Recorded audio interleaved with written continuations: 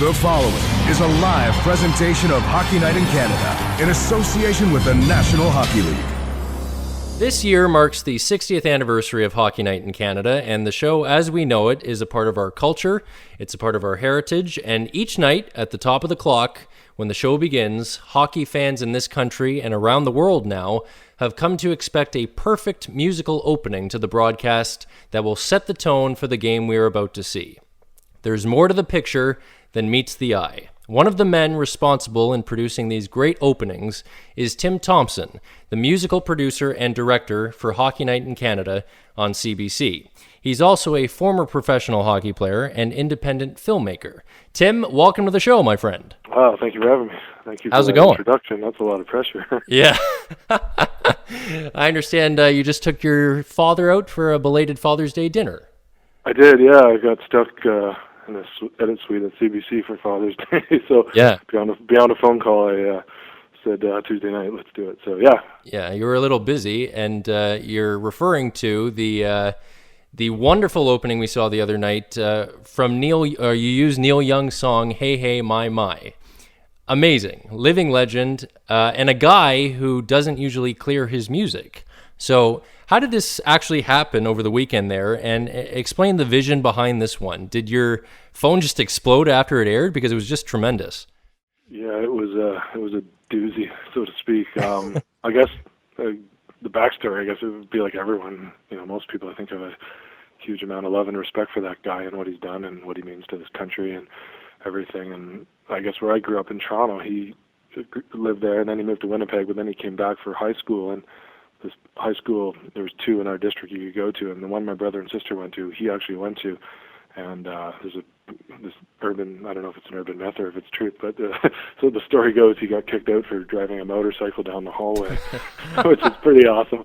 But one we know is true is that my brother's music teacher there, his son was a friend of my brother's who went to the school as well, and he had all these stories that he was in a band with Neil when they were in high school together at that school, and he had these tapes of them playing in this rock band, and I think some of those songs actually made it onto his archives, the first volume that came out. So anyway, there's quite a local tie to, I guess, my childhood and growing up with him and this mythical figure, the legend that he is. And fast forward many years when I got into doing this kind of stuff, certainly, when I got into using songs, he was pretty much very high on the list of what, things I would love to get my hands on to work with. And there had been some stories and stuff that there had been some issues at CBC, some productions that used songs of his without clearing them, and some things like that. So in response to the fact that he doesn't, clear a lot of his music for things anyways, that kind of layered on top made it difficult. And a couple of years ago, I was doing these, I think it was 2 playoffs ago, and he had a new song that came out called Light a Candle that I really wanted to use, and I thought, you know what, I'm just going to do something here, and found his manager's contact information and made a phone call, and as luck would have it, one of his managers picked up and spoke to her for quite a bit and laid out what I was doing and what I wanted to do, and she said, well, he kind of does, Neil does what Neil does, and but we'll take it to him, and it sounds cool, and it didn't work out, excuse me.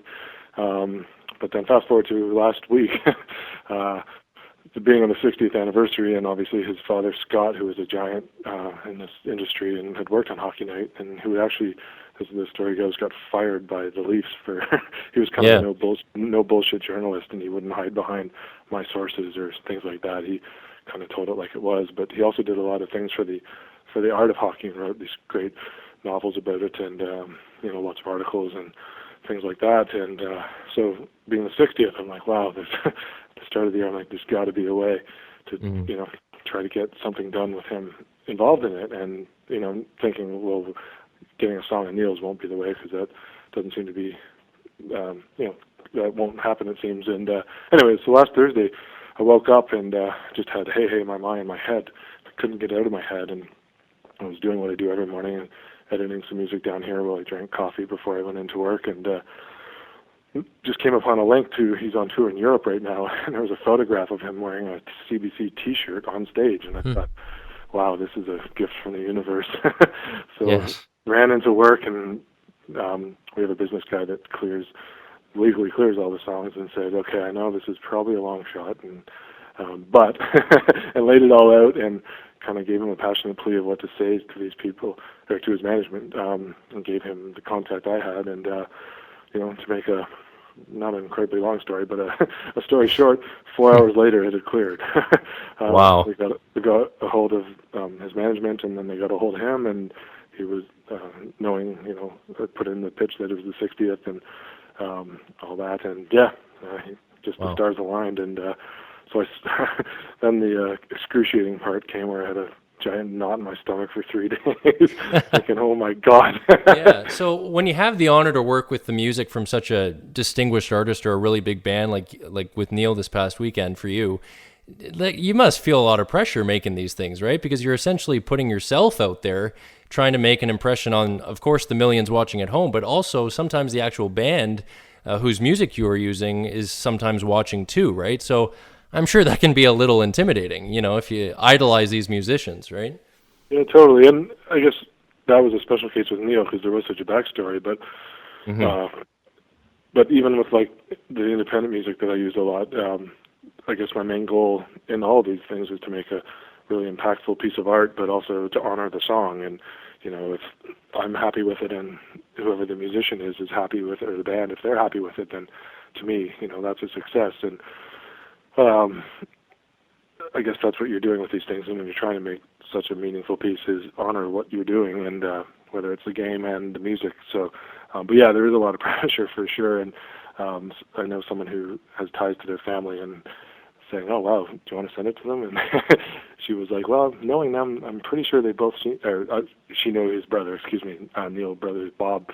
Knowing the two of them, they've probably already seen it, so be very curious to know." But yeah, no, certainly, like, you're taking someone's art in their own right and putting it to something that you're making. So yeah, definitely, you can feel a lot of pressure on it, and but yeah, I don't know. So far, things have worked out really well. So They have. yeah, I can't really say I've been disappointed with any of them. So yeah, it's been great. So Now, during the playoffs, Tim, things are pretty quick there at CBC with a game almost every day. So you obviously spend a lot of time in the edit suite, or as you like, we pre-interview here, you called it the dungeon. What we want to know is, what's the process like from beginning to end putting a tease together? Roughly how long does it take, and what is the process like from getting the music clear to getting it on the air? yeah. Again, well, I guess the regular season is different because you have the better part of 4 or 5 days to think of ideas and flesh them out. And sometimes you look ahead and go, okay, something will work on this being Christmas time, or something like that. Again, in the playoffs, the first round is insane. Like, there's one of these every day. You're doing the same level of work and commitment to it, but one a day. And as it gets on in the playoffs, it's every other day. So it's very, very challenging given the time limits, because you're trying to make these things, especially this year. Like, we had Toronto in for the first year, and since I've been around there, and then Montreal playing Ottawa, and then Ottawa in the second round, and then the third round is big, and then the finals is huge. So I don't think I've had a piece under 2 minutes yet. So last night's was like 3 minutes and 12 seconds. So they're big pieces, and there's a definite time limit to them as to when they go to air. A couple of them have finished really, really close to when they've actually gone to air. So, but the process itself is, I guess each one's different. Sometimes it's a song that inspires the piece, or sometimes it's a single shot that I've seen in a game that will inspire it. The playoffs takes on a whole new meaning, and it's a different beast because you're getting anywhere from 4 to 7 games with the same two teams. So there's a built-up, sometimes it's hatred, sometimes it's a clean sweep, sometimes it's a big 7-game war. So there's storylines that develop immediately through those. So in that process, if you want to focus on that, it's, from game to game. And so you, I guess, watch intently with what's going on, and then try to find a piece of music that will tell that story and lead into what you think might happen in the next game. So yeah, the process, it could be a lyric in a song, it could be a whole song, it could be one single shot. I've gone into work sometimes. I walk to work every day and find it kind of clears my mind and come up with ideas. And I've left my place. It takes about half an hour to walk in and not have any idea what that one was going to be. And somehow, miraculously, by the time I get there, something pops into your mind. And I have this kind of mind where I walk around with like a very cinematic kind of mind, and see things and hear music all the time. And I'll see a bird or a car go by, or people walking down the street, and relate that to a song or something. And maybe take that in. So yeah, it's different all the time. Clearing music is difficult. Sometimes there's often, some musicians just don't want their music used on TV, which I completely understand, and that's cool. And some are all over it.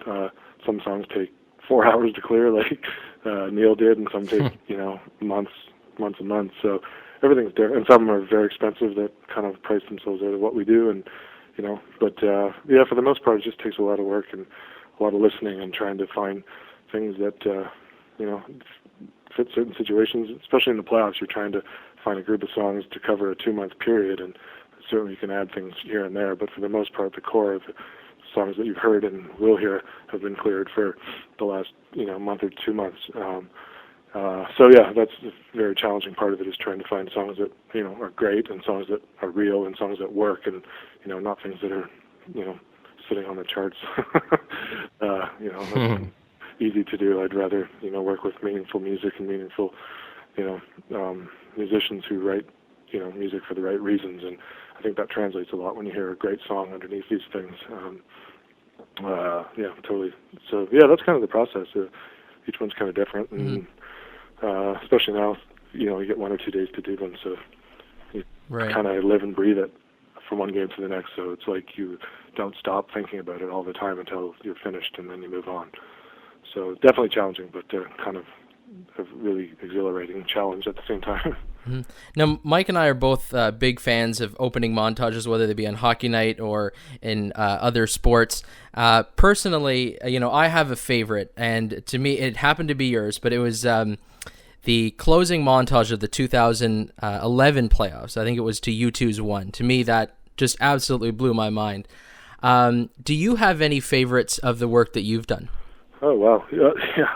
Thinking about that, there's so many that build up now, and you like certain ones for different reasons, but ones that really stand out, I guess, I've had a chance to get a lot of people that I know and love and respect on their music, and the one I did with Lowest of the Low really kind of hit for me. The ones I've done with Cuff the Duke and Alan Piggins. I loved, Last Night meant a ton to me. That was one of my favorites. One of the kind of unique ones this year that I got to do that really, kind of hit home, and being in the 60th and all that, was the one that Jay Baruchel narrated. Took passages from the classic Canadian novel Two Solitudes that was written over half a century ago, and he narrated it incredibly amazingly. Yes, he did. The Bob O'Reilly one, I think that one worked out really well. The closing ones are interesting because you're trying to weed down 2 months of craziness into 3 or 4 minutes. So it's like, how do you properly honor that? And so those are challenging, and I'm always pretty happy with those. You mentioned Bob O'Reilly there. 2 of the pieces that I wanted to mention in this interview was that one, which was the song you used to open the playoffs this year, and also Footsteps, which commemorated the 60th anniversary at the beginning of this season. Those both were incredible, Tim. I've told you that already. I'll tell you again. These things give you chills, goosebumps, the sweats, you name it. So when you have a blank canvas and you're about to start like a really big project like one of those, where does your mind take you when you know you have so much to cover like that? Yeah, well, I guess I definitely probably should have included Footsteps. I guess that was more of a feature than an actual opening. But you're right. I think in terms of if I were to, put one piece up against, if someone were to say, okay, give us one thing that summarizes everything, it would be Footsteps. That one was a monster, and something I'm incredibly proud of. I had 8 days to do that from start to finish. So it was again extremely challenging to try to make a 5.5-minute piece to summarize 60 years of hockey in Canada in 8 days. And luckily, I'd done a series of interviews the year before with a lot of musicians and actors about the game and growing up, and it's just so interesting to hear. A lot of what you see on sports television is athletes talking, and then panels of largely ex-athletes talking, and there's a certain value in all that, but there's such a eloquent way that these people, the artists and musicians, can relate to the game and express the game, and really turn it into things that you see on the screen into different ways of how they see it, and really how it makes you feel. And so I had all those kind of in my back pocket, so I started piecing something together, and I didn't really know where to go from there. And once again, the hockey and music roads collided, and I had been doing some work with a band called Petty Victories in Toronto. We were doing a series of preview videos, and I was walking home one day and had my iPhone on listening to music, and one of their songs came on called Footsteps, and I was agonizing over this whole piece of what was the thread to pull it all together, and that song came on, and it was like eureka.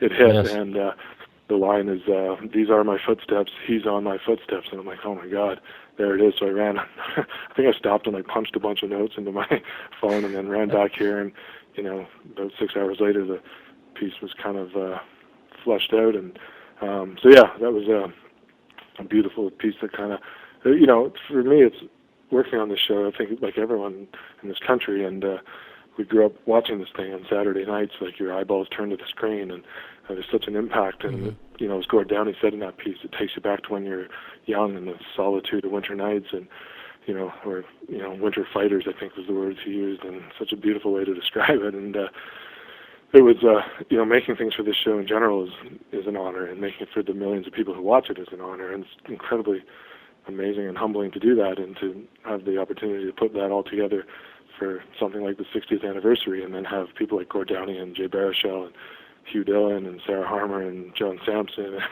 the list goes on, talk about this and what it means to the country. It was just, it blew my mind. It still blows my mind. I actually watched it tonight again when you said you wanted to chat about it, and I still get goosebumps watching it. So.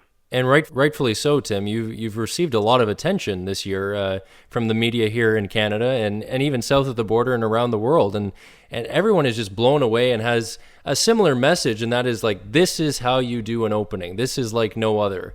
And I think it's really profound how much of an impact these openings have had in the last few years. They really have taken on a life of their own. I'm sure you'll agree with that, and something we really don't see done on any other sports broadcast, not as good anyway.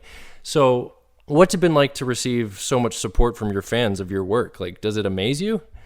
Bizarre. It's amazing and incredibly humbling, and it's like last night when that thing aired, my phone just went bing, bing, bing, bing, bing, bing, bing, bing, like for the next 5 hours, and I'm completely blown away by it. In many ways, don't even know how to react to it. Like, I'm the kind of person that would want to get back to every single person and like talk to them and be like, wow, like, really thank them and see what's going on with them and all that. But just like, it's an overwhelming amount of response, and especially now with things like Twitter, and the show is on in the NHL Network in the States, so there's a lot of people in the States I noticed that are contacting me now, and even like from Australia and Europe and Japan, and like, it's crazy how these things have exploded, and it's really cool.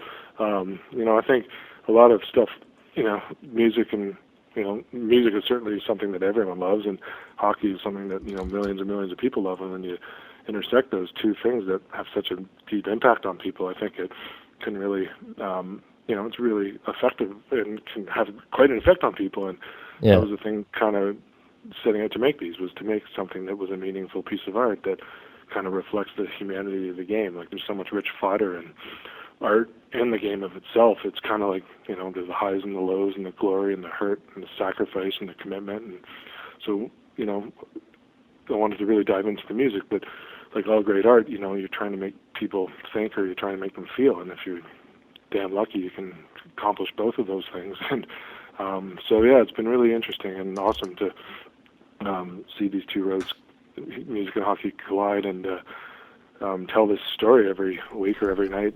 You were telling me about a month ago too, I think you said like two people who were from Boston had moved to Italy, I think, and they saw like the Game 7 montage of Metallica that was the Leafs game, and they said it just blew their mind. And like, these are two guys in Italy. There was a teenager from Italy who just emailed me, and he was from Boston and moved to Italy, and he was a huge Bruins fan. Being the time difference, he couldn't stay up to watch a lot of the games, so a lot of his contact with it was through these openings, and then he stayed up a few times to watch, and then whatever the town is there where he lives, his buddies had never seen the game before, and their first viewing experience of hockey was watching that Metallica opening, and so they all just sat there, and it blew their minds, and now they're huge hockey fans. So, if you can reach a group of teenagers in the middle of Italy somewhere that have no experience or history with the game, and impact that. And yeah, that's pretty awesome. Amazing. Yeah. So with Game 7 of the Stanley Cup Finals here set to wrap at the latest on Wednesday, we're winding down the NHL season. And for you, that's significant because the closing montage is coming up. Is there anything you can divulge in terms of what should we expect? And what's the process in terms of putting that together? Because I'm assuming you have to start from the very beginning of the playoffs in terms of getting footage for that. I think the year before the U2 one was the Smashing Pumpkins, and I remember doing that in one day. It was like, okay, here we go. What happened back in April?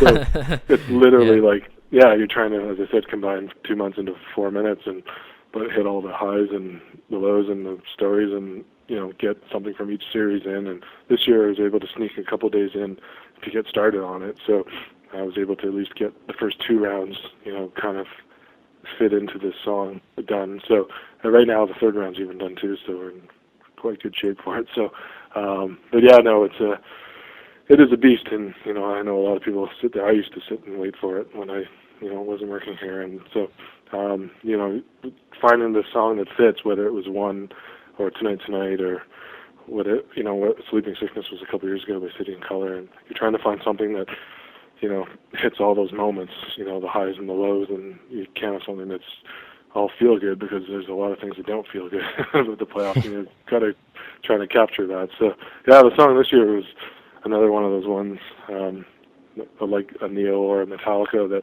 in years past wasn't, just did not clear at all. And so yeah, I was insanely excited when this one cleared, and I don't really want to give it away. No. It's a doozy though, and it's by one of the the biggest acts we've ever had. So maybe I'll leave it at that. But it's looking cool so far. So we'll see what happens here in the finals. And Well, Tim, I can't thank you enough for coming on. It's been a pleasure to work with you at Hockey Night, but it's been a pleasure just to watch your work as a fan. And I speak for millions of Canadians when I say that the work you do is truly unbelievable and inspiring, and always just so satisfying. So congratulations on everything. So you have quite the demo reel, my friend. Hey, you got Deal Young. That's all you need. But no, thank you very much. Yeah, that's really nice of you to say, and it's an honor to work on that show and to make things for the millions of people that watch, and the international community now that's getting access to it. So hopefully things land well here, and appreciate it. Thanks a lot. Good luck the rest of the way. Thanks, Tim. Thank you.